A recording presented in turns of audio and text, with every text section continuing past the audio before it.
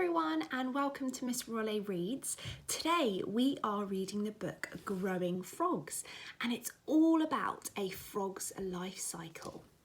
The book is by Vivian French. Okay. Once when I was little, my mum read me a story about a frog that drank and drank and drank and grew bigger and bigger and bigger. Afterwards, Mum asked me if I'd like to watch some real frogs growing. I know where there's a pond with lots of frog eggs in it, she said. We could bring some home. I was frightened. I don't want any frogs jumping about getting bigger and bigger and bigger, I said. But Mum gave me a hug. It's only a story, she said. Even when our frogs are grown up, they'll still be smaller than my hand. Oh, I said. Okay. The next day, we went to look at the pond. The water was dark brown and there was grey jelly stuff floating on the top. Yuck, I said. There's the frog spawn, said Mum. And she pointed to the grey jelly stuff. I bet that was laid last Friday night.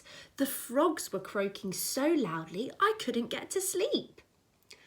Male frogs croak to attract female frogs.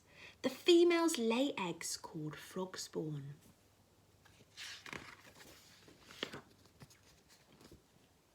You see the black dot in the middle of each jelly shell, said Mum. That's going to grow into a tadpole.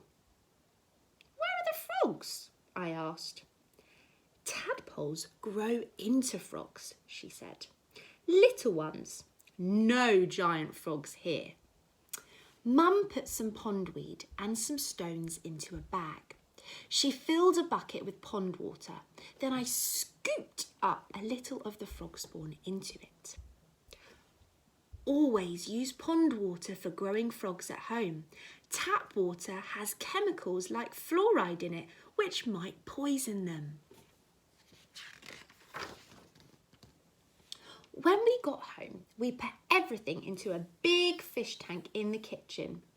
The cat kept peering at it, so we had to put a wire net over the top. I counted 27 little black dots. Each dot was inside its own jelly shell. The tank needs to be somewhere that's cool and away from direct sunlight. Every day when I woke up, I went straight downstairs to look at the frog spawn. The little dots grew into bigger dots. In a tank, the eggs hatch into tadpoles about 10 days after they are laid. And then into tiny comas. And one morning, I saw the first tadpole wriggling out of its jelly shell. At first, the tadpoles didn't do much. They just stayed close to their jelly shells and nibbled at the pondweed. But after 2 or 3 days, they looked quite different. There were feathery things on their heads and I could see their eyes. They swam very fast. The feathery bits are called gills and they're what underwater animals use for breathing. 10 of the eggs didn't hatch out. The black dots went dull and cloudy and Mum took them away. Then, when we cleared out the tank and put in fresh weed and pond water, one of the tadpoles swam into my hand when I was putting a stone back. It was slippery and slithery and it made me jump. After the tadpoles hatch, the pond water needs to be changed at least twice a week. After a bit, I got used to having tadpoles and I didn't look at them so often. When Mum told me their little feathery bits had gone, I didn't believe her, but it was true. Tadpoles only have gills outside their bodies at first. Then they grow gills inside their bodies and the outside ones disappear. It was me that saw the next change though. Look! I shouted and Mum rushed to see. Some of the tadpoles had grown 2 little bumps. Mum said the bumps would grow into back legs. They grew very quickly. One day there were 2 little bumps. The next day the bumps were stumps. The day after that they were almost proper legs. And when the feet unfolded they were webbed like tiny brown green fans. They aren't tadpoles anymore, I said. They're not quite frogs. Their not quite frogs grew front legs next, and then their tails got shorter and their mouths got wider. Now they're frogs, Mum said. Baby ones.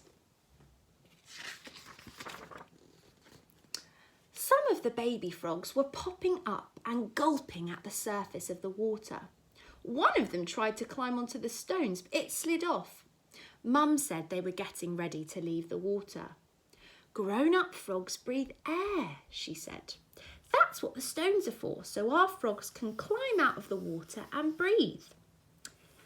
As tadpoles slowly turn into frogs, they grow lungs for breathing air and their gills disappear. Not long after that, Mum said it was time to take our baby frogs back to live in the pond with all the other baby frogs. I was sorry to leave them, but Mum said we could come back and visit every day. Baby frogs need space to grow and room to hop around. Grown-up frogs live most of their lives on land, only returning to their ponds to have new babies. One rainy morning a week later, Mum woke me very early. Hurry, she said, and we ran downstairs and out to the pond. There were hundreds of tiny frogs hopping over the grass. They're looking for dark, wet places to live in, Mum said. But they won't go far, and in a couple of years, they'll be back to lay frog spawn of their own. Will they be bigger then? I asked. Just a little, said Mum. Good, I said. I like having frogs jumping about, getting bigger and bigger and bigger. The end. So I hope you've all enjoyed learning a little bit more about the frog cycle.